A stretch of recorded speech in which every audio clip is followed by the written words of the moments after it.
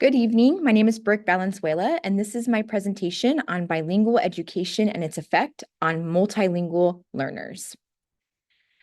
To get started, I think it's important to provide some context. Historically speaking, in American education, there's a lot to be said about bilingual learning, things that did not happen, things that have happened. But to kind of lay some groundwork and some foundation, here are some reminders of some other rulings that have had an effect on bilingual learning. To get started, we have the 1954 Brown v. Board of Education. And as we all know, that's when the Supreme Court decided that state-sponsored segregation in public schools was unconstitutional, which in turn overturned the 1896 separate but equal doctrine established in Plessy v. Ferguson, which, according to this ruling, violated the 14th Amendment's Equal Protection Clause. Now, Brown v. Board of Education helped pave the way for further dismantling of systemic racism, but like anything else in politics and in law, there were some loopholes, which we will come back around and talk about later on. Then we have in 1968, the Bilingual Education Act. This was the first piece of federal legislation that recognized the need for specialized instruction for students with limited English proficiency, providing federal grants to school districts to develop, implement, and staff bilingual programs. However, the means in which students were to learn English was very vague and ambiguous, and those decisions were often left to the states and school districts with very little accountability. And so looking back, this is shortly after the Civil Rights Act was enacted.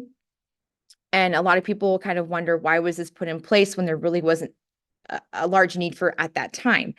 So here's the why.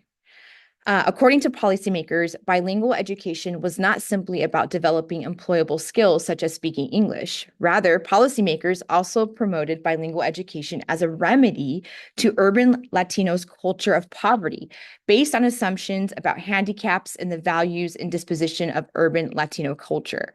This culture of poverty discourse framed Latino poverty in cities as an underclass problem rather than a working class one.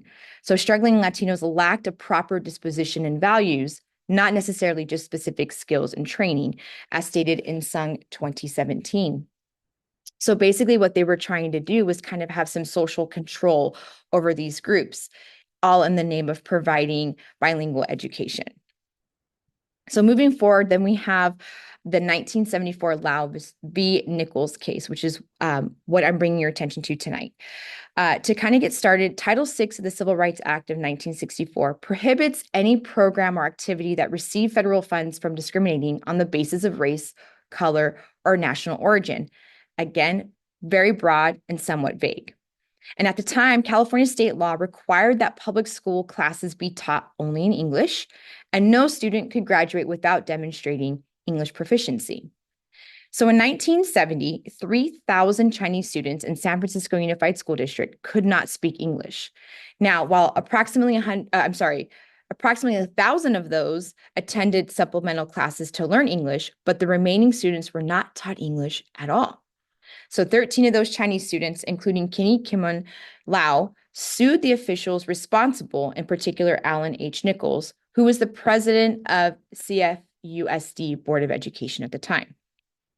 In 1973, a federal district court ruled in favor of the district, stating that the board did not violate the Equal Protection Clause because the non-English speaking students received the same education that was available to all other students in the district. This is where that loophole comes back around with Brown v. Board of Education, because they were like, well, no, but we're providing education and it's equity and they're getting an equal education.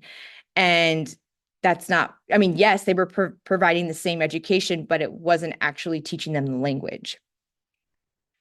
So to continue, that was appealed, of course.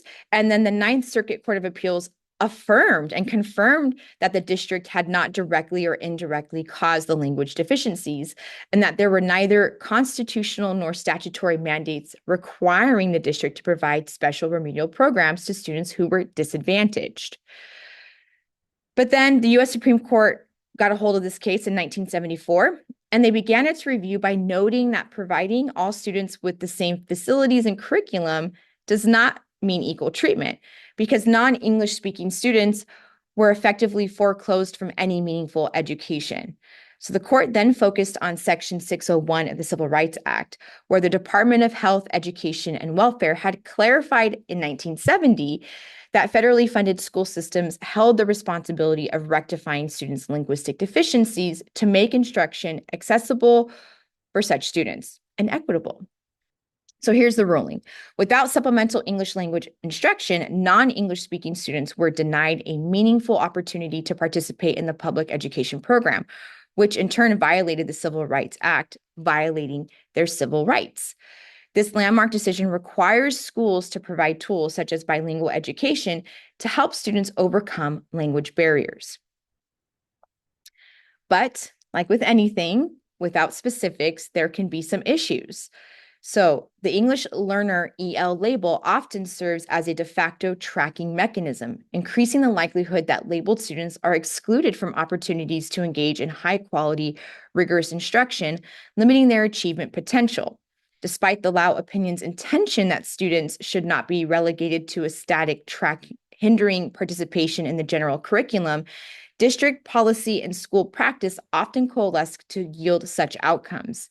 Meanwhile, students who are redesignated as English fluent are more likely than EL labeled peers to participate in higher rigor programs like those available to children whose home language is English, as stated by Ochoa et al. 2024. I see this in my own district and at my own site, where while we do offer an EL class for our EL learners,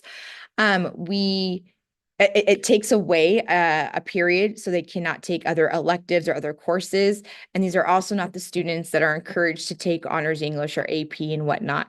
And so, I think we all agree that while it's necessary to have these classes and necessary to have these supports put in place, I don't think we have it quite figured out just yet in terms of what is truly equitable for these students.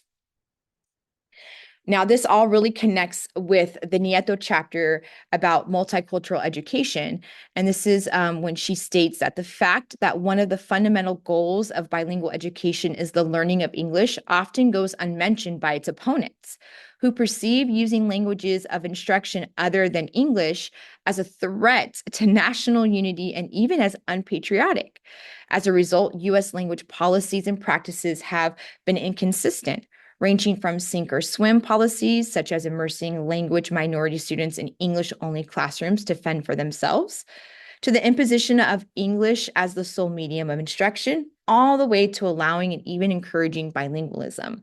And sometimes we see that in terms of dual immersion, and we see that in other districts and schools where maybe they're getting the instruction in both languages.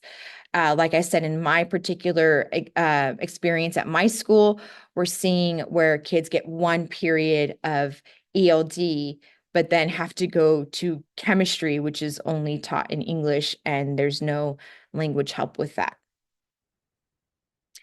In terms of our educational history in our country, while the ruling of Lau versus Nichols case had intentions of protecting native language rights and providing equal education opportunities, it continues to positively and negatively shape policy and enforcement actions related to the identification, placement, and support of multilingual learners. Unfortunately, students are often misplaced into these programs. They miss out on other educational experiences and cannot reclassify and or graduate due to unrealistic performance standards and expectations. These are the references I used for tonight's presentation, and I'd like to thank you for your attention. Have a great night.